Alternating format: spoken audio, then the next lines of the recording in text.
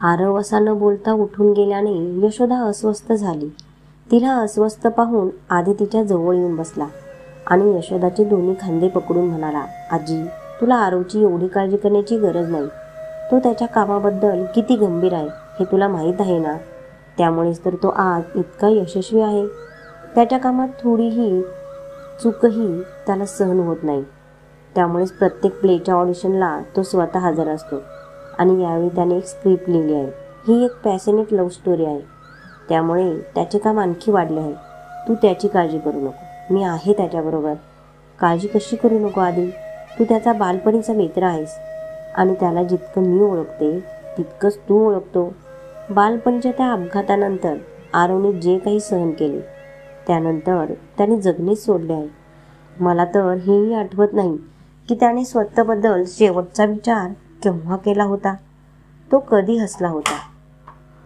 यशोदा काळजीने म्हणाली. आधीने दोन्ही हातांनी तिचा तळहात धरला आणि म्हणाला, आजी, जे काही घडले ते मला माहीत आहे. ते माझ्या डोळ्यांसमोर घडले आहे. आरवच्या जखमा खूप खोल आहेत. आजी, त्या एवढ्या सहजासहजी भरणार नाही. पण माझे मन मला सांगते की लवकरच अशी मुलगी त्याच्या आयुष्यात येईल जिला त्याच्या वेदना जाणवतील आणि तिच्या प्रेमाने त्याच्या सर्व जखमा भरून जाईल. त्या दिवशी तुला तुझा आधीचा आरव नक्कीच परत मिळेल. जरा हिंमत ठेव. ती तू देऊ नकोस. आधीचे बोलणे ऐकून यशोदेच्या चेहऱ्यावर हसू उमटले. तिने आधीच्या गालाला खूप प्रेमाने स्पर्श केला आणि म्हणाली, तुला माहीत आहे बेटा, जेव्हाही मी तुला पाहते तेव्हा मला वाटतं की तू आरवसारखा माझा नातू असता तर किती बरं झालं असतं. का मी तुझा नातू नाही आजी? आधीने उदासपणे विचारले. तेव्हा यशोदाने हसून आधीच्या डोक्यावर हात फिरवला आणि म्हणाली, बेटा, मला असे म्हणायचे नव्हते. मी आरववर जेवढे प्रेम करते तेवढेच प्रेम मी तुझ्यावर नेहमीच केले आहे. जर खरंच इतकं प्रेम असेल तर आरवची काळजी करणं सोडून दे. मी त्याच्यासोबत आहे. आता तू नाश्ता कर. मी निघतो. संध्याकाळी भेटू. आधी हसत हसत म्हणाला. तेवढ्यात आरव त्याचे जॅकेट फिक्स करत पायऱ्यांवरून खाली आला आणि नोकराला म्हणाला, पावसामुळे माझी गाडी घाण झाली आहे. तिला गॅरेजमध्ये पाठवा आणि माझ्यासाठी दुसरी कार घेऊन या लवकर. होय सर. एवढं बोलून नोकर तिथून धावत गेला. आरवही आजीच्या खोलीत गेला. यशोदा आणि आधी एकमेकांना इशारे करू लागले. आरवने यशोदाच्या बेडजवळच्या टेबलच्या ड्रॉमधून औषध काढलं आणि पुन्हा डायनिंग टेबलजवळ आला. तो यशोदाजवळच्या खुर्चीवर बसला आणि तिला औषध देताना म्हणाला, आजी, हे औषध लवकर घे. मला उशीर होत आहे. मी ते नंतर घेईन बेटा, यशोदा म्हणाली. आरवने पॅकेटमधून औषध काढले आणि तळहातावर ठेवले आणि म्हणाला, नाही, माझ्यासमोर खा. कारण मला चांगलं माहीत आहे की मी गेल्यावर तू ते खाणार नाहीस. म्हणून शांतपणे खा आणि हे दूध पी. यशोदा काही बोलू शकली नाही. तिने औषध घेतले आणि शांतपणे दूध पिऊ लागली. हे बघून आधी हसू लागला. तेवढ्यात आरव जोरात ओरडला. शीला, सुरेश, मोहन. आरवचा आवाज ऐकून घरातील 3 नोकर तिथे धावत आले. हाताची गडी बांधून मान झुकवून उभे राहिले. आरव उठला आणि त्यांना म्हणाला, आजीची काळजी घ्या आणि शीला तू. आजी इतकं सुद्धा गोड खाणार नाही याची काळजी घे. आणि तुम्ही दोघेही. तुमच्यापैकी कोणी आजीला बाहेरून मिठाई आणून दिली तर माझ्यापेक्षा वाईट कोणी नसेल. समजलं का? तिघांनीही होकार दिला. हे सर्व ऐकून यशोदा लहान मुलासारखा चेहरा करू लागली. तेव्हा आरव पुन्हा नोकरांना म्हणाला, आणि आजीने बाहेरून काहीही मागवले आणि या घरात एकही पार्सल आले तर लापरवाही कोणाचीही असली तरी सर्वांची नोकरी जाईल. हे ऐकून सर्व नोकर आरवकडे डोळे विस्फारून पाहू लागले. मग सुरेश हळूच म्हणाला, सर, आम्ही आजीवर कायम लक्ष ठेवतो, पण आजी आमच्या सर्वांच्या डोळ्यात धुळफेक करतात आणि काही ना काही गोड खातात. काल रात्री आजी भूक लागली असे सांगून किचनमध्ये आल्या आणि त्यांना कारल्याची भाजी खायची आहे असं सांगून मी त्यांच्यासाठी भाजी बनवत असताना त्यांनी संधी साधली आणि फ्रीजमधून गुलाबजामुन काढून खाल्ले. सुरेशनेही बोलताच आरवने यशोदाकडे रागाने पाहिले आणि यशोदा शांतपणे दूध पिऊ लागली. आरव रागाने स्वयंपाकघरात गेला. फ्रीजमधून गुलाबजामची वाटी काढली आणि स्वयंपाकघरातून बाहेर आला. तो वाडगा शीलाच्या हातात दिला आणि म्हणाला, बाहेर गरिबांमध्ये वाटून टाक आणि आजपासून या घरात मिठाई बनणार नाही आणि बाहेरूनही येणार नाही. पण जेवल्यावर काहीतरी गोड तुलाच पाहिजे असते ना बेटा, यशोदा लगेच म्हणाली. आरव त्यांच्याकडे टक लावून पाहत म्हणाला, मला मिठाई खायची असेल तर मी बाहेर जाऊन खाईन, पण आजच्या नंतर या घरात मिठाई बनणार नाही. शीला, हे गुलाबजामुन घे तू आत्ता. हो म्हणत शीला तिथून गेली. आरवने परत यशोदाकडे पाहिले तेव्हा तिने तिचे दूध संपवले. आरवने तिच्या पायाला हात लावत म्हणाला, आजपासून नवीन प्लेचे काम सुरू होत आहे आजी, त्यामुळे मला यायला थोडा उशीर होईल. रात्रीच्या जेवणासाठी तू माझी वाट पाहू नको आणि प्लीज मिठाई खाऊ नको, मी हात जोडतो. यशोदा चेहरा करू लागली. तेव्हा आरव म्हणाला, मी निघतो. असे म्हणत आरवने यशोदाला मिठी मारली आणि म्हणाला, बाय बाय. यशोदाने आरवच्या डोक्यावर हात ठेवत म्हटले आणि आरव तिथून निघून गेला. आधीने पटकन यशोदेच्या पायाला हात लावला आणि आरवच्या मागे धावला. ते निघून जाताच यशोदा रागाने सुरेशकडे आली आणि त्याचे कान मुरडत म्हणाली, तुला चुगली करायला खूप आवडते ना सुरेश, तर आता आज तू या घराची सर्व साफसफाई एकट्याने करायची आणि तुला कोणीही मदत करणार नाही. जा कामाला. सुरेश चेहरा करून निघून गेला. पण घरातील बाकीचे नोकर खूप खुश होते. इकडे मधू तिच्या ओळी लक्षात ठेवत होती आणि पायल स्टेजवर सेटअप लावत होती. ती एका माणसाला म्हणाली, भैया ही खुर्ची इथे न ठेवता मध्यभागी ठेवा आणि हे टेबल समोर ठेवा आणि ते पेंटिंग त्या भिंतीवर लावा. पायलच्या सांगण्याप्रमाणे त्या माणसाने सगळ्या गोष्टींची मांडणी करायला सुरुवात केली. पायलनेही फुलांचा गुच्छ घेतला आणि टेबलावर ठेवलेल्या फुलदाणीत ठेवायला सुरुवात केली. त्यानंतर ती उठली आणि लाईट चेक करू लागली.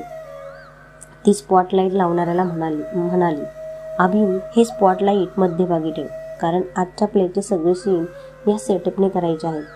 पण तोपर्यंत ही लाईट ऑन करू नकोस, जोपर्यंत मी इशारा करत नाही. ठीक आहे? ठीक आहे पायल, मी परत एकदा चेक करतो, अभि म्हणाला. आणि पायल पण म्हणाली, प्लीज जरा घाई कर, कारण मधु आणि विजय काही वेळात स्टेजवर येतील. हो. अभि हे बोलताच पायल तिथून निघून गेली. ती मधु आणि विजयकडे आली, जे अजूनही त्यांच्यामुळे आठवत होते. पायलने शेजारून जाणाऱ्या एका मुलाच्या ट्रेमधून पाण्याचे ग्लास उचलले.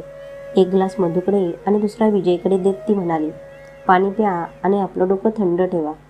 पण मला खूप टेन्शन येते पायल. हे माझं पहिलं लाईव्ह प्ले असेल आणि जर मी एक छोटीशी चूक केली किंवा माझ्या ओळी विसरले तर काय होईल? मला याबद्दल विचार करून भीती वाटत आहे. मधु परेशान होऊन म्हटल्यावर पायल हसत हसत म्हणाली, मिस मधु सावंत, तुला घाबरायची गरज नाही, कारण आज कोणताही लाईव्ह शो नाही. ही फक्त सेटअप बरोबर रिहर्सल आहे. त्यामुळे तू भोलेबाबाचे नाव घे आणि न घाबरता रिहर्सल कर. हेच तर मी एवढ्या वेळापासून मधुला समजावत होतो, विजय म्हणाला. आणि पायल हसली. तिने मधुच्या गालाला स्पर्श केला आणि म्हणाली, स्वतःवर विश्वास ठेव, काहीही चुकीचे होणार नाही, कारण तू खूप चांगली ॲक्टिंग करते. तू बघ, लोकांना हा प्ले खूप आवडेल आणि या प्लेनंतर तू नक्कीच कुठल्या तरी मोठ्या टी व्ही मालिकेत किंवा चित्रपटात असेल. मग आपण दोघी भोलेबाबांच्या मंदिरात जाऊन दर्शन घेऊ. मधुने हसून पायलला मिठी मारली. तेवढ्यात रुद्र तिथे आला आणि त्याने रागाने विचारले, जर तुम्हा लोकांच्या गप्पा झाल्या असतील तर जाऊन रिहर्सल करूया का? पायल आणि मधुने लगेच रुद्रकडे बघितले आणि दोघी एकत्र म्हणाल्या, हो सर. मधु विजयसोबत स्टेजवर रिहर्सल करत होती आणि प्रीती हातात फाईल्स धरून हसत तिच्याकडे बघत होती. रुद्रही स्टेजच्या खाली खुर्चीवर बसून हे सर्व पाहत होता. मधु विजयकडे आली आणि म्हणाली, देवबाबू, मी एक विधवा आहे आणि आपला समाज विधवांचा जगण्याचा हक्कही हिरावून देतो. मग प्रेम करण्याचा हक्क कसा देणार? तुम्ही इथून निघून जा आणि परत कधीच येऊ नका, कारण माझ्या दुर्दैवाने तुम्हालाही वेठीस धरावे आणि माझ्यामुळे तुमच्यासारख्या चांगल्या व्यक्तीवर समाजाने एक प्रश्न उपस्थित करावे असे मला वाटत नाही. जा इथून. मला जर समाजाची काळजी असती ना साधना, तर मी तुझ्यावर कधीच प्रेम केले नसते आणि आज मी समाजाने बनवलेले हे नियम तोडायचे ठरवले आहे. आज तू माझ्यासोबत मंदिरात चल, कारण आज मी तुझ्याशी लग्न करतोय. देव बनलेला विजय म्हणाला आणि साधना बनलेली मधु रडत म्हणाली, नाही देवबाबू, मी तुमच्यासोबत येऊ शकत नाही, कारण आज जर मी तुमच्यासोबत आले तर माझ्या दोन्ही धाकट्या बहिणी कायमच्या अविवाहित राहतील आणि माझे बाबा, जे या मंदिराचे मोठे पुजारी आहेत, संपूर्ण गावाला चालीरीती आणि परंपरा शिकवणारे पुजारी, ते कोणासमोर डोके वर काढू शकणार नाहीत. आपल्या विधवा मुलीने प्रेमापोटी जमीनदाराच्या मुलाशी प्रेमविवाह केल्याचा धक्का ते कधीच सहन करू शकणार नाहीत. त्यांच्या माथ्यावर इतके कलंक लागतील की ते डाग आयुष्यभर धुवून काढू शकणार नाहीत. म्हणून मी हे पाप करणार नाही. माझ्याकडून हे होणार नाही. तू माझ्या प्रेमाला पाप मानत असेल तर ठीक आहे, आज नंतर मी तुला कधीच भेटणार नाही आणि माझं तोंडही दाखवणार नाही, असे बोलून देव बनलेला विजय निघून जाऊ लागला आणि साधना बनलेली मधू डोळ्यात पाणी आणून त्याच्याकडे पाहू लागली. तेवढ्यात स्टेजवरील सर्व दिवे गेले आणि सर्वजण टाळ्या वाजू लागले. मधू आणि विजयी हसू लागली. स्टेजवर येताना रुद्र पायलला म्हणाला, पायल, स्टेजवरील लाईट लाव. हो सर. पायल हसत हसत गेली आणि सर्व दिवे लावले. रुद्र स्टेजवर येताच त्याने मधूला मिठी मारली आणि म्हणाला, good job Madhu. Thank you sir, Madhu हसत म्हणाले. रुद्रने विजयला पण मिठी मारली आणि म्हणाला, सुपरब. आता बस, तुम्हा दोघांना लाईव्ह शोमध्येही असाच परफॉर्मन्स द्यायचा आहे. आता पटकन सेटअप चेंज करू आणि या नाटकाच्या शेवटच्या दृश्याची रिहर्सल करू, ज्यामध्ये साधना विष प्राशन करते आणि नंतर देवला भेटायला त्याच्या लग्न मंडपात जाते. खूप इम्पॉर्टंट सीन आहे गाईज. या सीनमध्ये कोणतीही चूक नसावी, कळलं का? हो सर, विजय म्हणाला. सगळ्यांच्या चेहऱ्यावर हसू उमटले. रुद्र टाळ्या वाजवत जोरात म्हणाला, पायल, हा सेटअप बदलून घे आणि एक छोटासा लग्न मंडप लाव, लवकर. पायलने होकार दिला आणि लगेच तिथून निघून गेली. ती गेल्याबरोबर रुद्र मधू आणि विजयला म्हणाला, तुम्ही दोघे वधूवराच्या गेटअपमध्ये तयार झालात तर सीन चांगला होईल. पायलने तुम्हा दोघांच्या मेकअप रूममध्ये रिहर्सलचे कपडे ठेवले आहेत. जा लवकर तयार व्हा. आपल्याला फायनल रिहर्सल लवकरात लवकर संपवावी लागेल, कारण आमच्याकडे आता जास्त वेळ नाही. गो. मधू आणि विजय धावत निघाले. इकडे आरव त्याच्या स्टुडिओच्या मॉनिटरिंग रूममध्ये बसून सर्व कॅमेरे तपासत होता, जिथून त्याला ऑडिशनसाठी आलेल्या सर्व मुली दिसत होत्या. आणि दुसरीकडे तो ऑडिशन देणाऱ्या मुलीचा परफॉर्मन्सही पाहत होता. त्याने कानात हेडफोन लावले आणि अर्णवला म्हणाला, अर्णव, जी ऑडिशन देणारी मुलगी आहे तिला दुसरी स्क्रिप्ट द्या. Yes sir. दुसरीकडे ऑडिशन घेणारा अर्णव म्हणाला. अर्णवने एका मुलाला इशारा करता तो लगेच त्याच्याजवळ येऊन उभा राहिला. अर्णवने त्याला स्क्रिप्ट दिली आणि म्हणाला, हे त्या मुलीला दे आणि तिला सांग की तिच्याकडे फक्त 10 मिनिटे आहेत या स्क्रिप्टवर परफॉर्म करण्यासाठी. आम्ही दुसऱ्या मुलीचे ऑडिशन घेत आहे, तोपर्यंत ही स्क्रिप्ट लक्षात ठेव. हो सर. एवढे बोलून तो मुलगा तिथून निघून गेला. त्याने मुलीला स्क्रिप्ट दिली आणि तिला दुसऱ्या खोलीत नेले. अर्णवने दुसऱ्या मुलीचे ऑडिशन घ्यायला सुरुवात केली. कॅमेऱ्यावर ऑडिशन पाहणारा आरव सर्व काही अगदी बारकाईने पाहत होता. हेडफोन घालून आरव पुन्हा म्हणाला, ही मुलगी माझ्या नाटकाची नायिका होण्यास योग्य नाही. दुसऱ्या मुलीला बोलवा. हो सर. अर्णव पुन्हा म्हणाला. त्याने मुलीला त्याच्याकडे बोलावले आणि म्हणाला, तुझी ऑडिशन खूप चांगली होती, पण मला माफ कर. तू या प्लेची नायिका बनू शकत नाहीस. मला माफ कर. सर, मला आणखी एक संधी द्या. यावेळी मी आणखी चांगला परफॉर्म करेन. मुलीने विनंती केल्यावर अर्णव हसत हसत म्हणाला, बघ मिस अनिता, तू चांगली अभिनेत्री आहेस, पण या भूमिकेसाठी फिट बसत नाहीस. जेव्हा आमच्याकडे दुसरे प्ले असेल तेव्हा आम्ही तुला नक्कीच कॉन्टॅक्ट करू, परंतु सध्या तू जाऊ शकते. I am sorry. दुःखी असूनही ती मुलगी हलकीच हसली आणि निघून गेली. ती गेल्याबरोबर आरव पुन्हा अर्णवला म्हणाला, पहिल्या मुलीला परत बोलव. अर्णवने पुन्हा त्याच मुलीला बोलावले आणि विचारले, कोयल, तू रेडी आहेस का? हो सर. कोयल हसत म्हणाली. गुड, गो. त्या कोयलने स्क्रिप्ट अर्णवकडे दिली आणि कॅमेऱ्यासमोर उभी राहिली.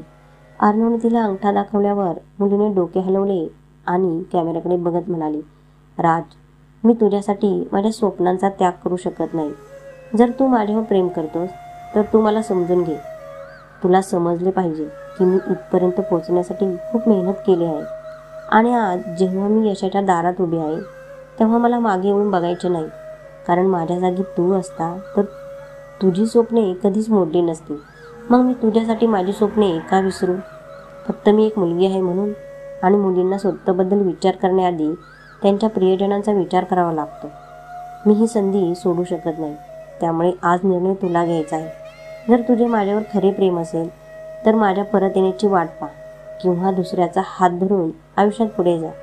पण मी ही नोकरी सोडणार नाही आणि 1 वर्षासाठी सिडनीला नक्कीच जाईन आणि हा माझा अंतिम निर्णय आहे. कोयलचे डायलॉग संपताच सगळ्यांनी टाळ्या वाजवायला सुरुवात केली. अर्णव उठला आणि कोयलजवळ आला आणि म्हणाला, शब्बास कोयल, तू हा डायलॉग खूप सुंदर बोललास. वेल डन. मला वाटतं आम्हाला आमच्या नाटकाची नायिका सापडली आहे. अर्णव हे बोलताच कोयल आनंदाने भारावली आणि लगेच म्हणाली, thank you so much sir. Arnav काही बोलणारच होता की एक मुलगी त्याच्याकडे आली आणि म्हणाली, एक्सक्यूज मी सर, तुमच्यासाठी फोन आहे. अर्णव कोयलला पाहून हसला आणि मुलीसोबत गेला. त्याने टेबलावर ठेवलेले हेडफोन उचलले, पुन्हा कानाला लावले आणि म्हणाला, हो सर, ही मुलगीसुद्धा माझ्या प्लेची हिरोईन होऊ शकत नाही. पुढच्या मुलीला बोलव, आरव म्हणाला. आरवचे बोलणे ऐकून अर्णव अस्वस्थ झाला आणि म्हणाला, पण सर, मला वाटते ही परफेक्ट आहे. या मुलीने इतके लांबलचक डायलॉग खूप सुंदर आणि भावपूर्ण बोलले आहेत, पण मला या मुलीची ॲक्टिंग एव्हरेज वाटली. मला माझी हिरोईन एकदम परफेक्ट पाहिजे. या मुलीचे एक्सप्रेशन खूप चांगले होते, पण मला पाहिजे तितके चांगले नव्हते. आरव कॅमेऱ्यामध्ये ऑडिशनसाठी आलेल्या एका मुलीकडे बघत म्हणाला. असे बोलताच त्याच्या जवळच्या मॉनिटर तपासत असलेला आदी त्याच्याकडे आश्चर्याने पाहू लागला. अर्णवही काळजीत पडला आणि म्हणाला, ठीक आहे सर, मी तिला सांगतो की ती रिजेक्ट झाली आहे. नाही, या मुलीला सांग की आम्ही तिला 2-3 दिवसात कॉल करू. आरव हेडफोन जुळवत म्हणाला. अर्णवच्या चेहऱ्यावर हसू उमटले आणि तो लगेच म्हणाला, हो सर.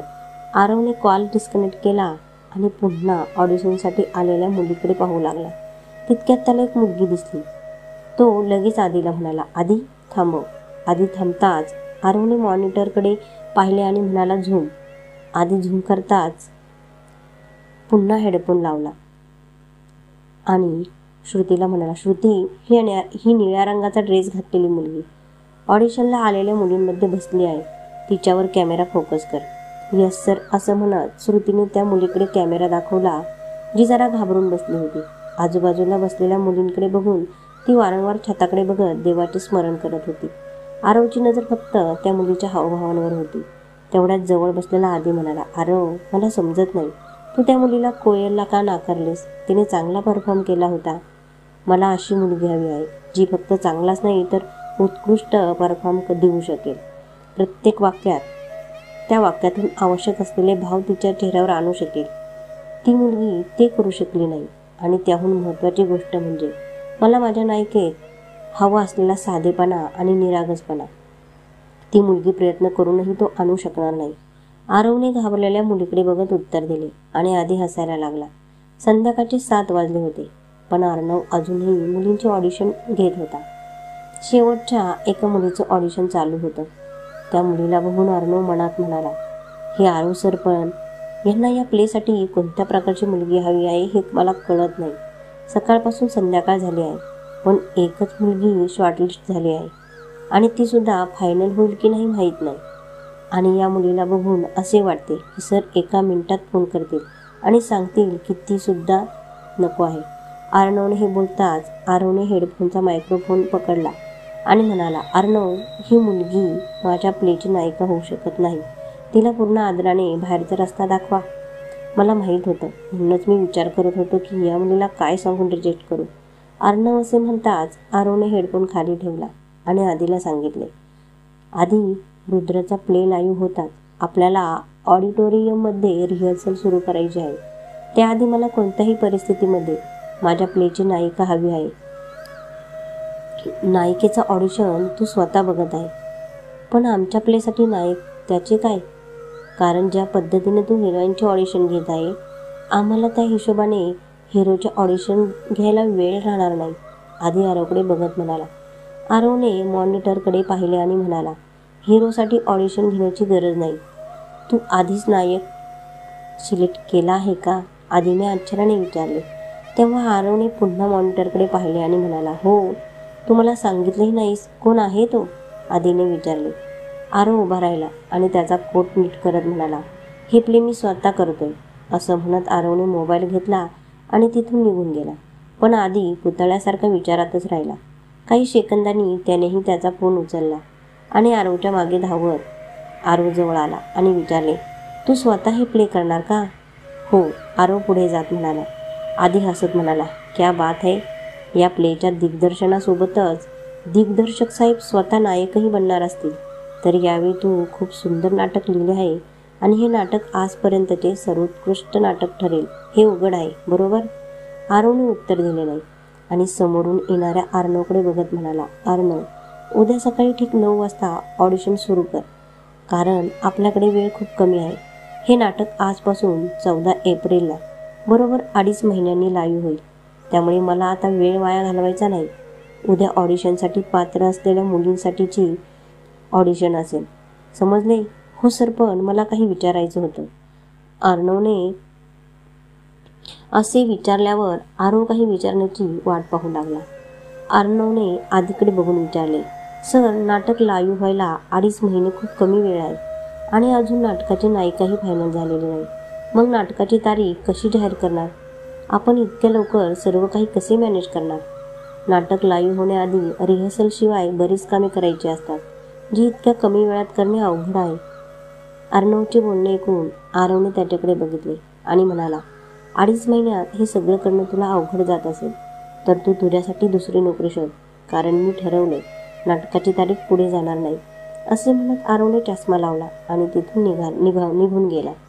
आधीने आरवच्या खांद्यावर हात ठेवला आणि म्हणाला, यार, आरवची काम करण्याची पद्धत माहीत असून सुद्धा तू असे प्रश्न थेट त्याला विचारतोस तर तुला नोकरी नक्कीच गमावावी लागेल. बरं, तू काळजी करू नकोस. फक्त तुझ्या कामावर लक्ष केंद्रित कर. बाकी सगळे मी मॅनेज करेन. हो, अर्णव म्हणाला आणि आधी हसत निघून गेला. इकडे पायल आणि मधू ऑडिटोरियमच्या बाहेर ऑटो येण्याची वाट पाहत उभ्या होत्या.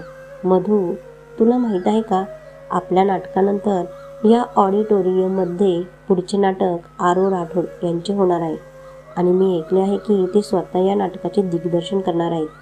मी खूप उत्सुक आहे. काश मला त्यांच्यासोबत काम करण्याची एक संधी मिळावी.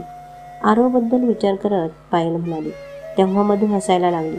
तिला हसताना पाहून पायल तिच्याकडे रागाने पाहत म्हणाली, आता हसण्यासारखं काय आहे यात?